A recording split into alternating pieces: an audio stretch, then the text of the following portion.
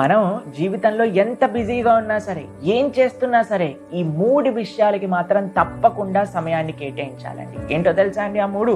ఒకటి మన కుటుంబం అండి. మన కుటుంబం మనకి చాలా ముఖ్యం అండి. చాలా జాగ్రత్తగా మన సమయాన్ని తీసుకొని కుటుంబంతో మాత్రమే ఉండాలి. ఫ్యామిలీ మెంబర్స్‌తో ఉన్నప్పుడు మళ్ళీ ఫోన్ చేస్తున్నా, ఫ్యామిలీ మెంబర్స్‌తో ఉన్నప్పుడు ప్యారలల్‌గా ఇంకొకటి చేస్తున్నా అని మనం ఉండకూడదండి. వాళ్ళ కోసం అంటూ మనం సమయాన్ని కేటాయించాలి. రెండవది మన ఆరోగ్యం. మన ఆరోగ్యం బాగుంటే మనం దేనైనా సాధించగలుగుతాం. కాబట్టి తప్పకుండా రోజులో కొంత సమయమైనా ఆరోగ్యం కోసం తీయండి సమయం బయటికి. మూడవది ధర్మం కోసం, ఆత్మ కోసం.